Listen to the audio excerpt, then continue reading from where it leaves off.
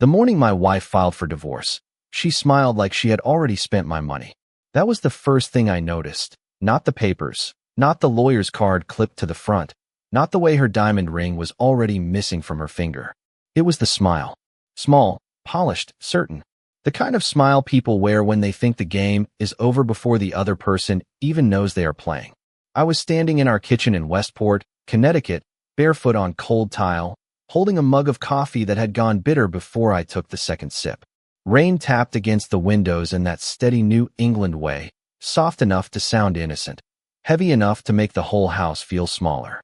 Sarah stood by the island in a cream coat that cost more than my first car, her blonde hair pinned back, her makeup perfect, her eyes calm in a way that should have warned me sooner. She slid the envelope across the marble countertop and said, "Jack, I want a divorce." No trembling voice, no tears, no apology, just 5 words laid down like a business proposal. I looked at the envelope, then at her, and for a second, 22 years of marriage moved through me like old film. Our first apartment in Hartford with the radiator that banged all night. The used Ford Taurus we drove until the passenger window stopped rolling down. The Christmas we could only afford 1 string of lights, so we wrapped it around a plastic plant and called it festive.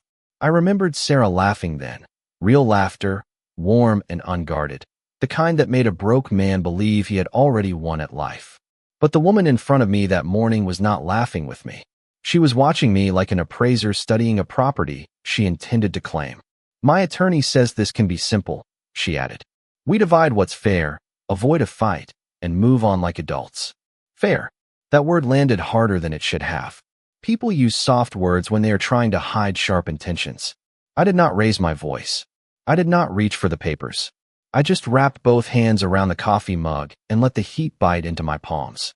It gave me something physical to hold while the room tilted. From outside, our house probably looked peaceful. White siding, black shutters, trimmed hedges, a 2-car garage, the kind of place neighbors walked past with golden retrievers and polite waves. Inside, my marriage was being reduced to numbers by a woman who had once sworn she did not care if we lived in a trailer as long as we lived there together. Sarah took my silence for fear. I could see it in the way her shoulders settled, the way her chin lifted just a fraction. "You should know," she said. "I'm not walking away with nothing." There it was. The real sentence. Not "I'm unhappy."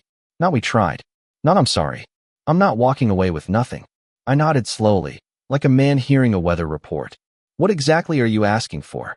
Her eyes flicked toward the envelope. "The house, half the investment accounts, spousal support for a reasonable period, and a review of any family assets connected to your name." Family assets. She said it carefully, but not carefully enough. My trust fund had finally entered the room. Not physically, not on paper yet, but in the space between us, invisible and enormous. The Bradford Trust was older than our marriage, older than my career, older than every argument Sarah and I ever had about money. My grandfather had created it before I was born, with language so tight lawyers used to joke it could survive a hurricane, a lawsuit, and a jealous spouse in the same week. I had never bragged about it. I had never used it to control her. Most of our life, I barely touched it. I built my own company, paid my own mortgage, bought my own trucks, wrote my own checks. That trust was not a lifestyle. It was a legacy. A locked door built by a man who had seen too many families torn apart by greed, wearing perfume and good manners. Sarah knew it existed, but she had never understood it. Or maybe someone had recently convinced her she did. I set the mug down gently. The tiny click against the counter sounded louder than thunder. "Who told you about the family assets?" I asked. For the first time that morning, her smile twitched. Just once, barely visible, but I saw it. 22 years teaches a man the small tells. The pause before a lie, the breath before a performance, the eyes that move away half a second too soon. "Jack, don't make this ugly," she said. "I'm trying to be respectful." Respectful. Another soft word. Another covered blade. I looked around the kitchen I had paid for, at the copper pans she picked out, the Italian backsplash she insisted on, the breakfast nook where we once read Sunday papers together when we still believed quiet meant comfort instead of distance. Then I looked back at my wife, standing there with divorce papers and a victory smile, convinced she had found the weak spot in the wall. Something inside me went still. Not cold, not angry. Still. The kind of stillness that comes when a man finally stops trying to save a thing that has already been sold behind his back. I picked up the envelope at last, felt the weight of it, clean paper, expensive ink, somebody else's confidence. Sarah watched my hands, waiting for panic, waiting for pleading, maybe even waiting for me to ask how much it would take to make this disappear. Instead, I gave her the calmest smile I had left and said, "You should call your attorney back." Her eyes narrowed. "Why?" I tapped the envelope once against the countertop, neat and even. "Because whoever told you my trust fund was marital property just made the most expensive mistake of your life." After the first shock, I moved through the house in a calm that felt almost unnatural. The morning rain continued to drum against the windows, filling the rooms with a rhythm that matched my own measured heartbeat. I walked past the dining table where we had once celebrated anniversaries, past the living room couch where I had spent countless evenings reading to our children, and I found myself in my home office, the room filled with quiet authority. I sank into the leather chair behind the dark oak desk, the one I had refinished myself years ago, and opened the laptop I had neglected for weeks because work had demanded my attention elsewhere. Emails blinked at me, some from business partners, some reminders about the trust fund and investments I had made years ago, quietly and without fanfare. I let my fingers hover over the keyboard, not out of indecision, but because I needed to feel the gravity of what I was about to do. Sarah thought she had leverage, but she had never considered that a man who had built his life from the ground up without relying on anyone else could remain invisible when it mattered most. I opened the file labeled Bradford Trust, reviewing the structure that had been established by my grandfather. Every clause, every line of fine print, was designed to withstand scrutiny, designed to protect against those who would claim what was not theirs. I had always admired the foresight, but today, that foresight became my shield. I imagined the courtroom, the lawyers, the faces of people who had assumed they understood my finances, and I smiled faintly, not with arrogance, but with a quiet satisfaction that comes from knowing you hold an advantage that is completely unseen by those around you. I sipped the coffee that had long gone cold, the bitter warmth grounding me as I thought through the steps ahead. The first call was to my attorney, someone who knew the trust fund as well as I did, and who understood the patience required in situations where appearances are meant to deceive. I spoke calmly, laying out what had occurred, detailing Sarah's request, and outlining the documents that would be required to ensure that the trust remained protected. My voice did not rise. It did not tremble. It simply carried the weight of someone who had spent a lifetime building something worth defending. After the call, I returned to the large windows overlooking the backyard, where the wet grass reflected the gray sky above. Memories of mornings spent with our children playing soccer, of evenings tending the small garden that I had planted alongside my father, floated through my mind. I let the memory pass without distraction, allowing it to remind me of what I was protecting, but never letting it cloud the strategy one had formed. The clock ticked steadily, unremarkable, but in that cadence, I found focus. I gathered the documents, aligning them on the desk in a neat stack, each sheet a silent testament to preparation and prudence. I reviewed every detail once more, imagining the questions Sarah might ask, the arguments her attorney might present, and the counterpoints that I would calmly, methodically provide. This was not a game of reaction. It was a demonstration of discipline, foresight, and quiet power. I glanced at a framed photograph on the wall of my grandfather, whose signature authorized the trust decades before either Sarah or I existed, and I felt a sense of connection across time. He had built something meant to endure, to protect, to ensure that those who acted in haste or out of desire would find the walls impermeable. I realized then that everything in my life that I had built, every investment, every effort to remain self-sufficient, was leading to this moment. Not out of malice, not out of revenge, but out of justice that was orderly and unassailable. As the morning light broke through the clouds, soft and diffused, I felt a calm determination settle over me. I would not be rushed, I would not be flustered, and I would not let the narrative be written by someone else. I picked up the phone to schedule a meeting with Sarah and her attorney, a meeting where the truth would be laid bare and the outcome predetermined by preparation rather than confrontation. The calm in my chest did not falter as I reviewed the timeline, the points I needed to present, the documentation that would speak louder than any argument. In that stillness, I recognized a profound clarity.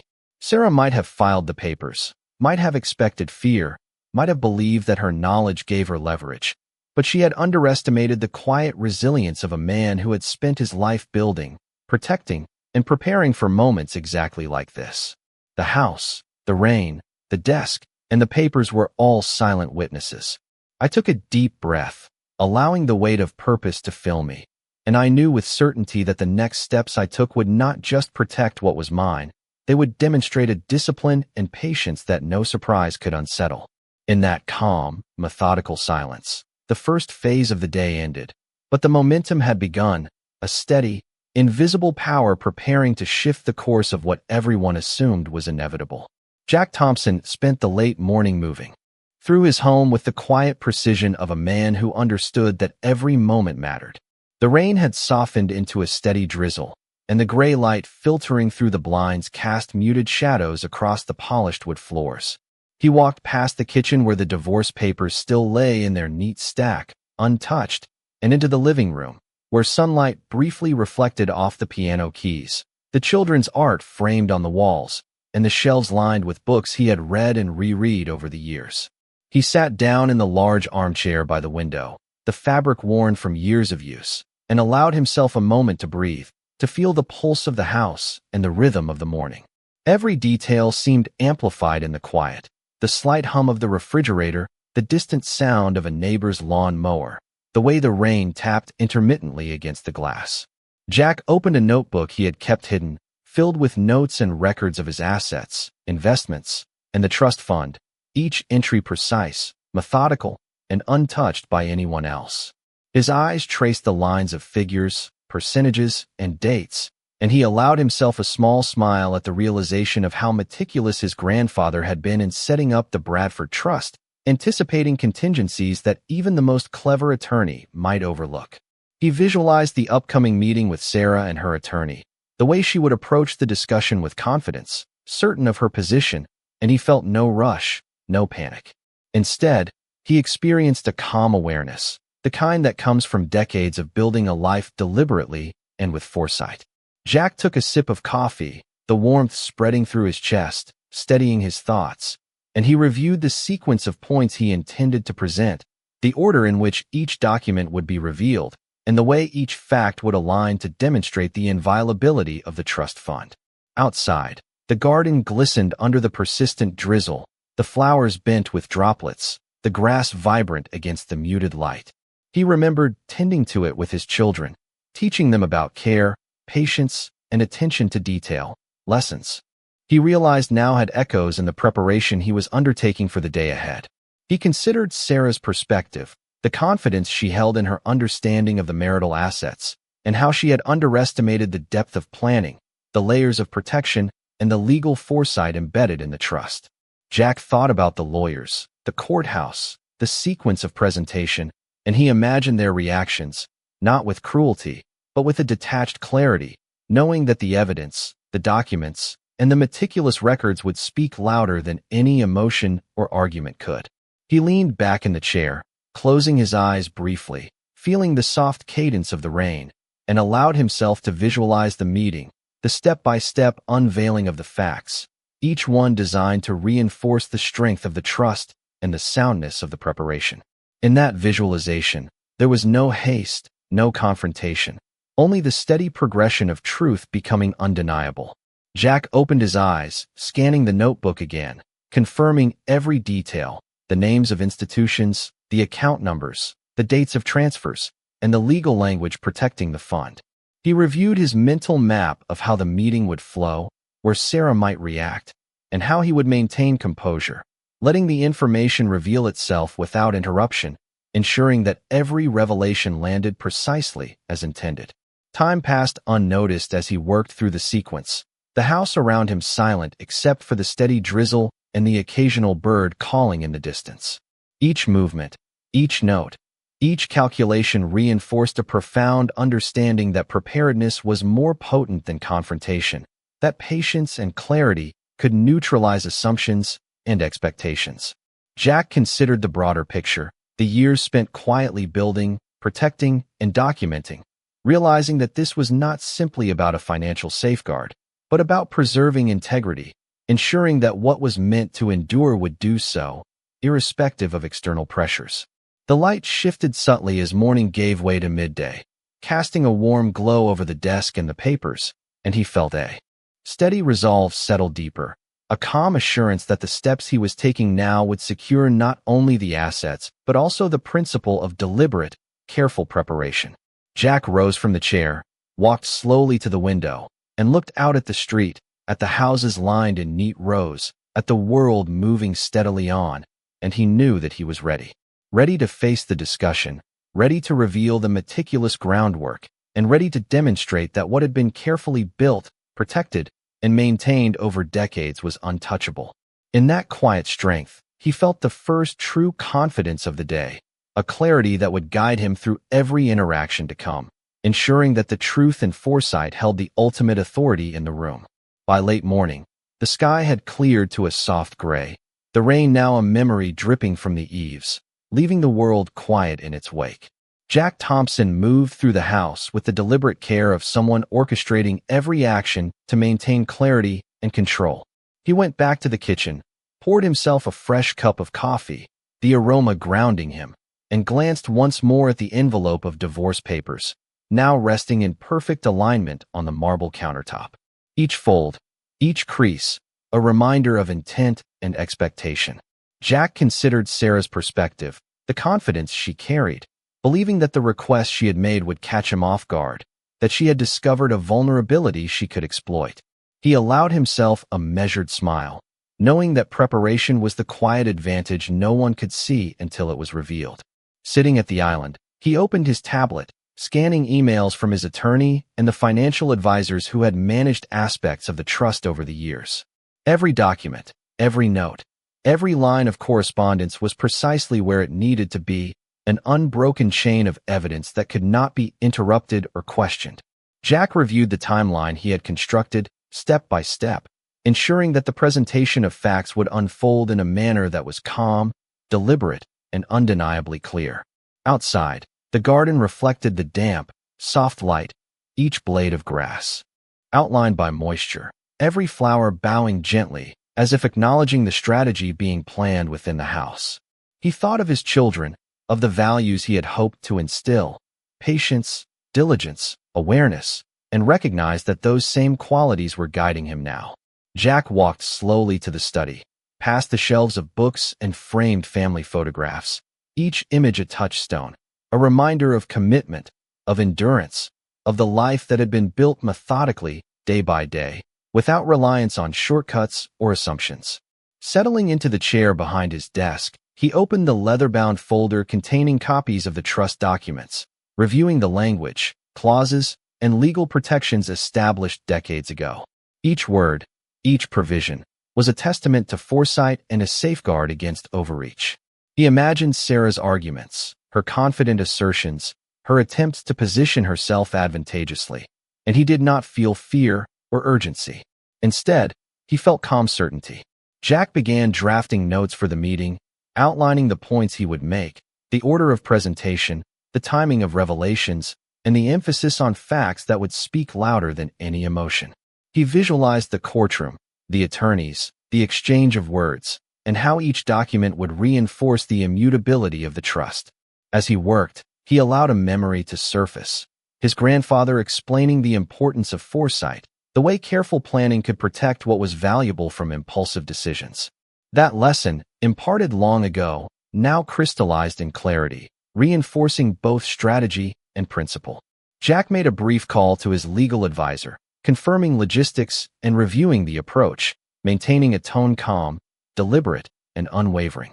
After hanging up, he returned to the window, observing the street beyond, the quiet neighborhood, the movement of the world unaware of the careful planning taking place inside.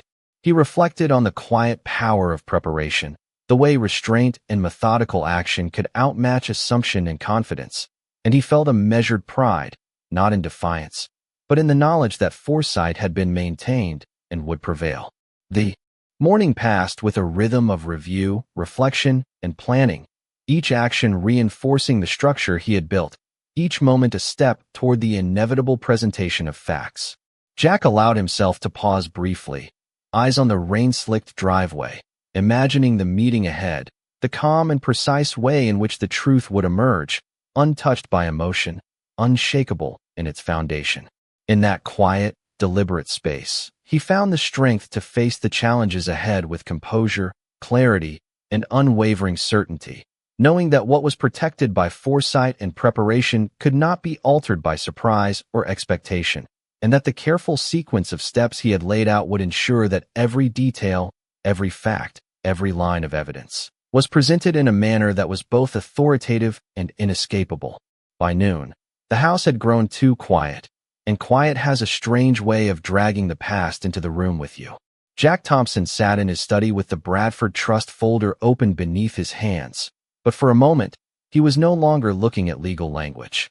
He was 27 again, standing in a narrow hospital hallway in New Haven, wearing a wrinkled shirt and shoes with worn soles, listening to his grandfather breathe through an oxygen tube while the old man pointed one thin finger at him and said, "Money does not ruin families, Jack.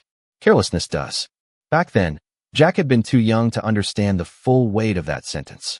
He had thought it was just another lecture from a man who had built his life penny by penny, first with a small machine shop in Bridgeport, then with warehouses, patents, and contracts that stretched across 3 states. Edward Bradford was not flashy. He drove the same Buick for 12 years, sharpened pencils with a pocket knife, and believed a handshake meant more than a press release. But behind that plain exterior was a mind that saw around corners. He had seen siblings fight over estates, cousins disappear after loan requests were denied, spouses become strangers when numbers entered the conversation. So he built the trust like a stone wall, not to make his grandson rich, but to make sure the family legacy could not be turned into a prize for anyone with a signature and a demand. Jack remembered the lawyers sitting beside the hospital bed, reading provisions in a low voice while machines hummed softly in the background. Separate property, restricted distributions, independent trustees, spendthrift protection, no commingling. Back then, the terms had sounded cold, almost clinical. Now they sounded like mercy written in ink. His grandfather had gripped his wrist with surprising strength and told him, "Do not let anyone make you feel guilty for protecting what generations sacrificed to build." Jack had nodded, not knowing that decades later, those words would return to him on the same morning his wife tried to reach through a locked door and call it fairness.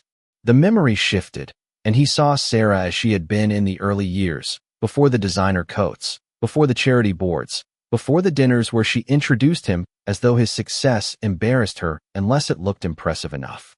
She had been Sarah Mitchell then, a waitress putting herself through graduate school, quick with sarcasm, proud enough to refuse help, beautiful in the unpolished way of someone still fighting for a future. They met at a cramped coffee shop off Chapel Street during a February snowstorm. Jack had offered her the last dry seat near the heater, and she had looked at his soaked jacket and said, "You need it more than I do." He had laughed.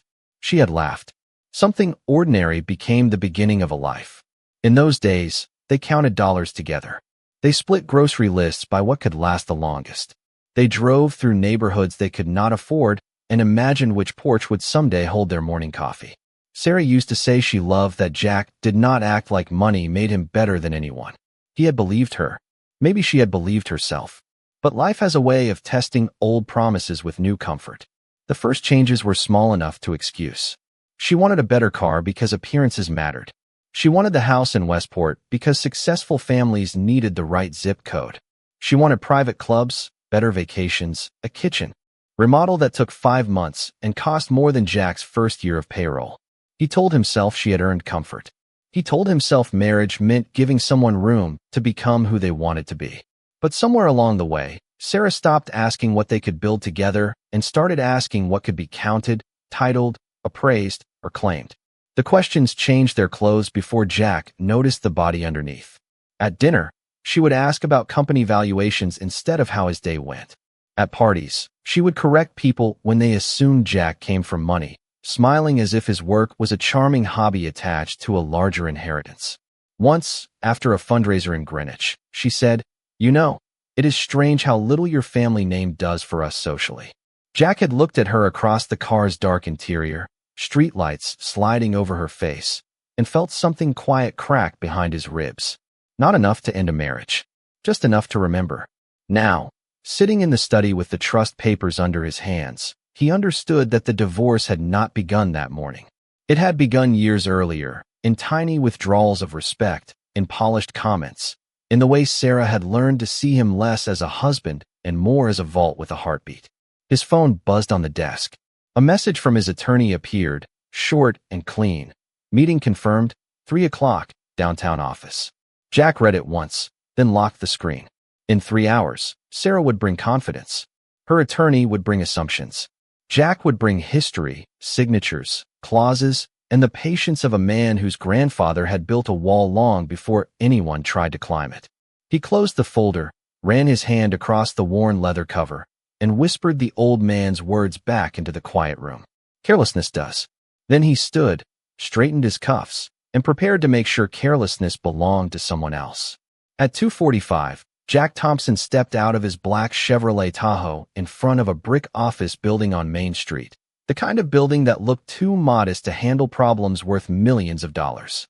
The rain had stopped completely, but the sidewalk still shone under the pale afternoon light, and the air carried that clean, damp smell that comes after a storm has rinsed a town quiet. Jack adjusted his navy jacket, picked up the leather folder from the passenger seat, and stood for 1 second with his hand on the door handle, watching his own reflection in the tinted window. He looked composed. That almost surprised him. His hair was neat, his tie straight, his face calm in the way men learn to look calm when everything private is being dragged into public rooms. Inside the building, the lobby smelled like lemon polish and old paper. A receptionist behind a glass desk gave him a professional smile and said, "Mr. Thompson, Mr. Caldwell is waiting for you." Jack nodded, thanked her, and followed the hallway past framed degrees, abstract prints, and doors that closed softly as he passed. Every step sounded measured on the carpet, steady as a clock. Robert Caldwell had been Jack's attorney for nearly 15 years, not the loud kind who performed for attention, but the quiet kind who could take a messy problem apart like a watchmaker opening a pocket watch. He stood when Jack entered, tall, gray-haired, sleeves rolled once at the wrist, reading glasses hanging from one hand. "Jack," he said, not warmly, not coldly, just with the calm respect of a man who knew the difference between panic and preparation. They shook hands once. No speech, no dramatic pause. Caldwell gestured to the chair across from his desk. "I reviewed what you sent." Jack sat, placed the leather folder on the desk, and waited. Caldwell opened a thin file, looked over the top of his glasses, and said, "Your wife's attorney is either guessing, or your wife told him a story with several important pieces missing." Jack leaned back slowly. "Which one is worse?" Caldwell almost smiled. "For them, the second." The words settled between them with a weight Jack could feel in his chest. Caldwell began laying documents across the desk, not quickly, not theatrically, but in a deliberate line. The trust instrument. The amendment from 1998. The trustee appointment. Distribution records. Tax filings. Account segregation. Statements. Each sheet was clean, stamped, dated, and quietly devastating. "The trust predates the marriage," Caldwell said. "The principal has never been transferred into a joint account. Distributions were either reinvested into separate vehicles or used in a way that did not convert the principal into marital property. You did not pledge it against the mortgage. You did not title marital assets under it. You did not use it as collateral for shared debt. In plain English, she can ask about it, but asking is not the same as reaching it." Jack listened without interrupting. There was relief in the words, yes, but also sadness. It is a strange thing to sit in an office and hear your marriage described through documents, accounts, and legal boundaries. A life that once smelled like coffee, laundry detergent, cut grass, and Sunday dinner had become clauses and exhibits. Caldwell noticed the silence. Good lawyers notice silence. "This is not over emotionally," he said. "But legally, this part is stronger than she knows." Jack looked down at his hands. "She said she wanted to divide what was fair." Caldwell took off his glasses and set them on the desk. Fair is a beautiful word. It is also a word people use when the law does not give them everything they want. Jack gave a low breath that was almost a laugh, but not quite. Outside the office window, traffic moved through downtown Westport, headlights sliding through the damp street. People carried umbrellas they no longer needed. A delivery truck idled by the curb. The world kept going, indifferent to the quiet dismantling of a marriage in a second-floor office. Caldwell tapped one document with his pen. There is something else. Jack looked up. Her attorney requested a preliminary asset disclosure by Friday, but the language in the email is aggressive. They are fishing. They mentioned forensic review, lifestyle analysis, possible hidden income. That tells me Sarah either believes you have been concealing assets, or she wants to create enough pressure that you settle quickly. Jack felt the old stillness return, deep and level. She thinks I will pay to avoid embarrassment. Caldwell nodded once. Most people do. Jack turned his wedding band slowly around his finger. He had not removed it yet. Not because he was hopeful, not because he was weak, but because 22 years does not leave the hand just because one morning changes the paperwork. Then we do not rush, Jack said. Caldwell's expression sharpened with approval. Exactly. We respond cleanly. Full lawful disclosure. No anger. No speeches. No accusations. We give them everything they are entitled to see, and nothing they are not. The trust remains separate, and if they challenge it, we let the documents do the talking. Jack nodded. That was the language he understood. Not revenge. Structure. Not noise. Sequence. Caldwell slid a final page across the desk. I also want you to know this. If Sarah tries to claim she helped build the trust or relied on it as a marital asset, we have years of records showing otherwise. Your salary funded the household. Your company income supported the lifestyle. The trust stayed behind the wall. Behind the wall. Jack heard his grandfather in that phrase. He saw the hospital room again, the old man's hand around his wrist, the warning about carelessness. For the first time that afternoon, the sadness in Jack did not feel like weakness. It felt like evidence that he had loved honestly, even while preparing responsibly. Caldwell leaned forward. At 3 o'clock, Sarah and her attorney will be in conference room B. She asked to meet before filing emergency motions. That means she expects you to blink. Jack picked up the leather folder and stood. His voice, when it came, was steady enough to surprise even him. Then let us not blink. Caldwell opened the door, and together they walked down the hall toward the conference room, where polished confidence was waiting on the other side of a closed door, unaware that the wall it planned to climb had no loose stones. Jack Thompson stepped into the conference room and felt the weight of the air shift, the subtle click of the door behind him marking the beginning of the moment he had prepared for months. The polished oak table stretched across the room, reflecting the soft overhead light, and he could see the chairs already occupied by Sarah and her attorney, both poised, confident, expecting a reaction that he had no intention of giving them. Sarah's expression was composed, practiced, the kind of calm that masks anticipation, but he detected the slight narrowing of her eyes, a flicker of doubt that passed almost imperceptibly. Jack set the leather folder down gently, each movement deliberate, the sound of its placement against the polished surface a quiet assertion of presence and control. He pulled out the top document, the copy of the Bradford Trust, and allowed it to fall open at the first page, his eyes scanning the text one final time before meeting Sarah's gaze. I wanted to make sure we were all clear before moving forward, he said, his voice calm, steady, carrying the weight of certainty without arrogance.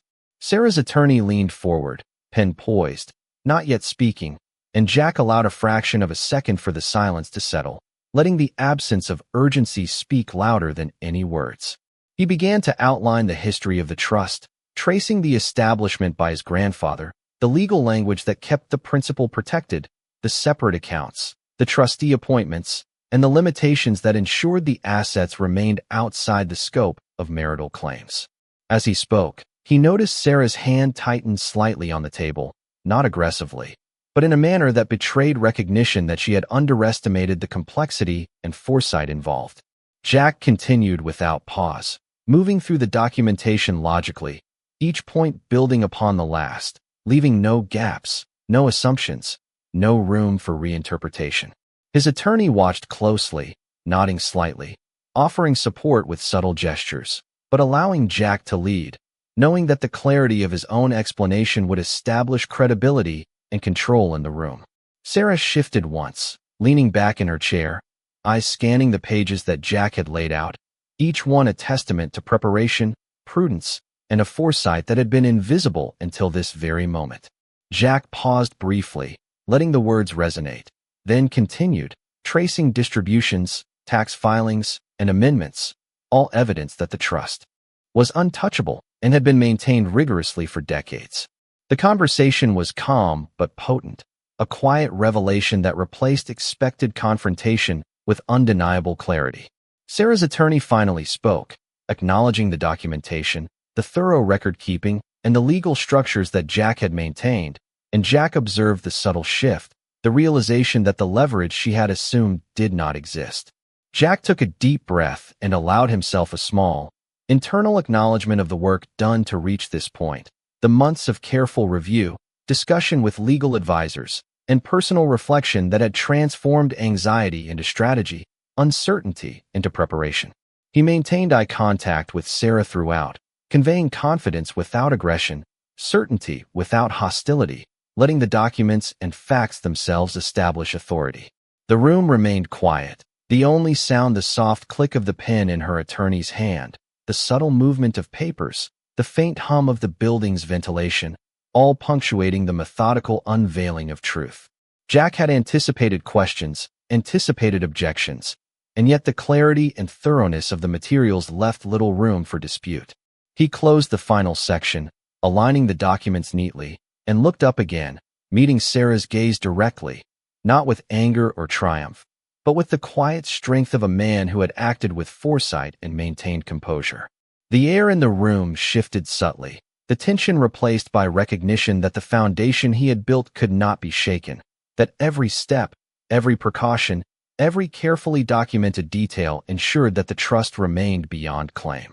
Jack sat back slightly, still calm, still measured, knowing that the demonstration of preparation, clarity, and patience had delivered the reality Sarah had not expected, and that in the quiet authority of documentation, the balance of power had silently, irrevocably, shifted. Sarah did not speak at first, and that silence told Jack Thompson more than any argument could have.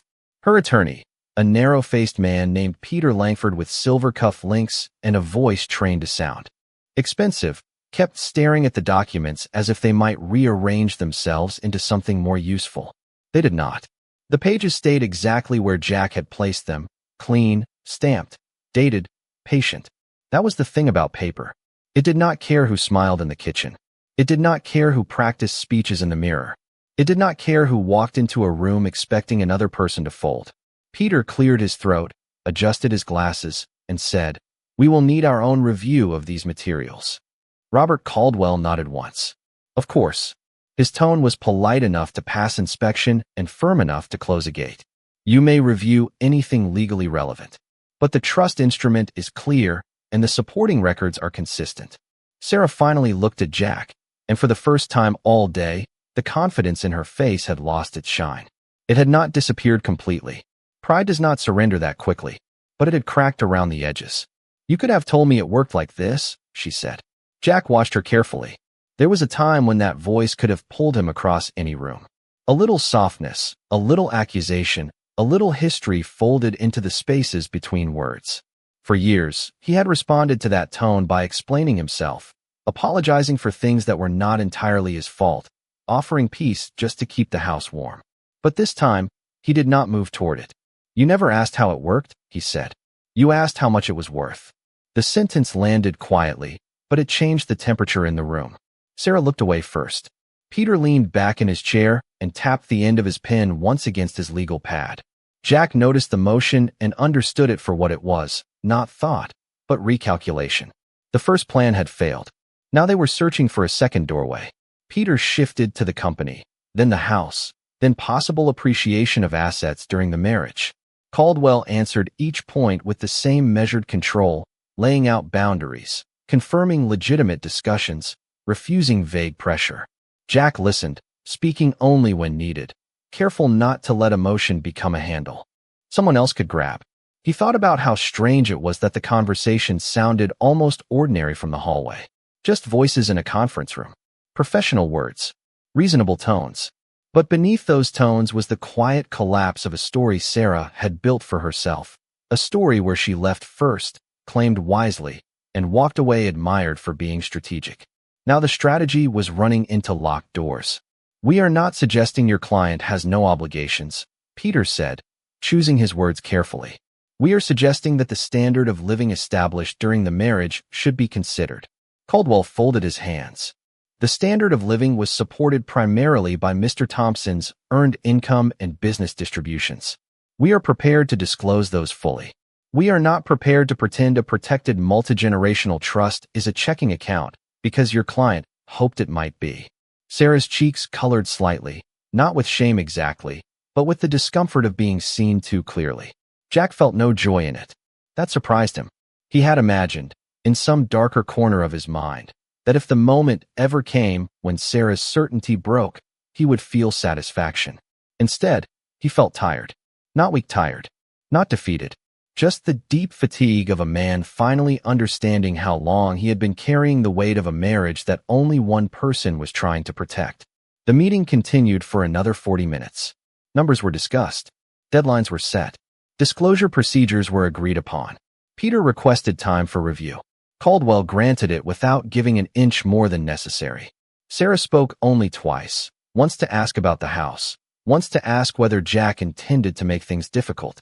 That question almost made him laugh, not because it was funny, but because of how perfectly it revealed the shape of her thinking. Difficult meant he was not surrendering quickly. Difficult meant he was asking the law to remain what it was. Difficult meant the door she thought she had opened was still locked. Jack looked at her across the table, at the woman who had once shared gas station coffee with him on a snowy road, who had once danced barefoot in a cheap apartment because the radio played their favorite song, who now sat beside an attorney trying to reach assets his grandfather had protected before their first date ever happened. "I'm not trying to make this difficult," Jack said. "I'm trying to make it accurate." The room went still for half a breath. Accuracy is not dramatic. It does not slam doors or raise voices. But in that moment, it carried more force than anger ever could. When the meeting ended, chairs scraped softly against the carpet. Peter gathered his papers with the careful movements of a man packing away a losing argument for later revision. Sarah stood, smoothing the front of her coat, rebuilding her posture 1 inch at a time.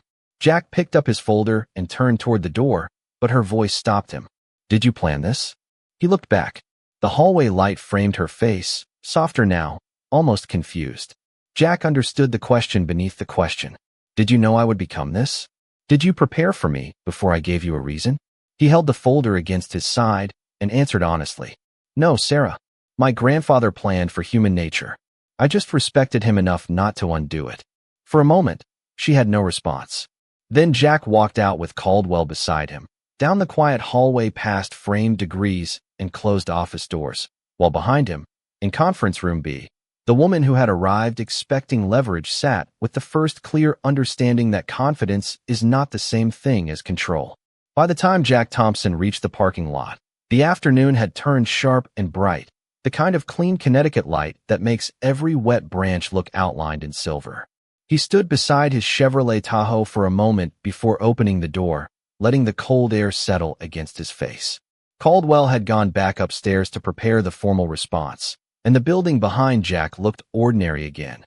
Just brick, windows, and quiet offices, as if nothing inside had shifted the course of a marriage.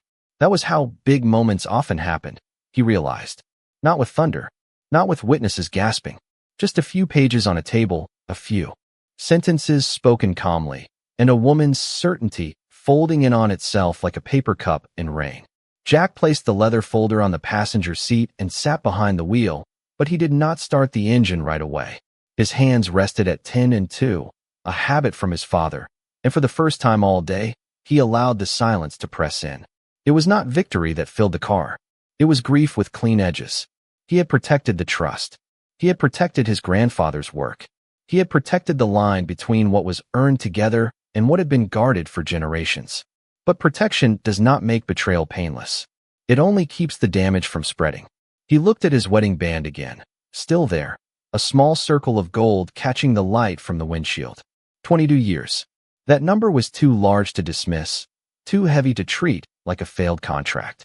22 years had birthdays inside it, hospital waiting rooms, mortgage payments, Late flights, school plays, broken appliances, quiet forgiveness, and the 1,000 ordinary compromises nobody applauds, but every marriage depends on. Sarah had not erased all of it with one envelope. That would have been easier. What hurt was that the good years were real, and so was the woman who had sat across from him that afternoon measuring his life in reachable assets. Both truths had to live in the same room now. Jack started the engine, and the dashboard came alive with a soft chime.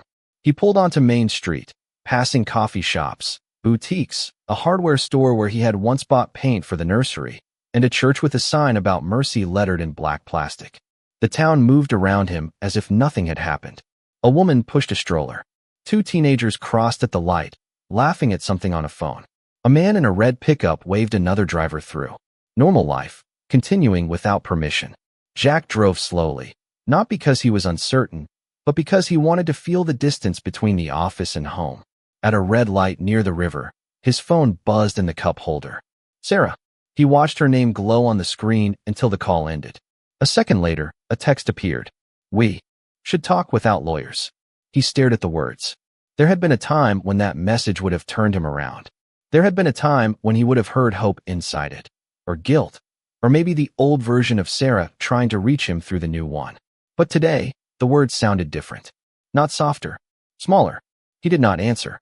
Not because he wanted to punish her, but because he had finally learned that every conversation did not deserve immediate access to his peace. By the time he reached the house, the driveway had dried in patches, pale strips of concrete shining beneath the late sun. The place looked exactly as it had that morning, white siding, black shutters, trimmed hedges, the picture of stability. Jack stepped inside and found the kitchen still, the marble island bare except for the divorce papers. Sarah had taken her coat, her purse, and the faint scent of her perfume, but left the envelope behind like a marker on a battlefield no one else could see. He picked it up, carried it into the study, and placed it on the desk beside the Bradford Trust folder. The contrast almost made him stop breathing. One stack represented an ending Sarah thought she controlled. The other represented a beginning his grandfather had protected before Jack knew what marriage, money, or disappointment could become. He sat down and opened a blank legal pad. At the top, he wrote 3 words: stay precise, stay calm. Then he underlined them once. Not twice. Once was enough. His attorney would send the response. The disclosures would be made properly. The house, the accounts, the company income, all of it would be handled by process, not emotion. Sarah could challenge. Her attorney could posture. There would be hearings, deadlines, valuations, and days when the past tried to disguise itself as regret. But Jack understood now that the real fight was not just over money. It was over the story. Sarah had walked in that morning expecting him to become the stunned husband, the desperate negotiator, the man who would trade legal strength for emotional comfort.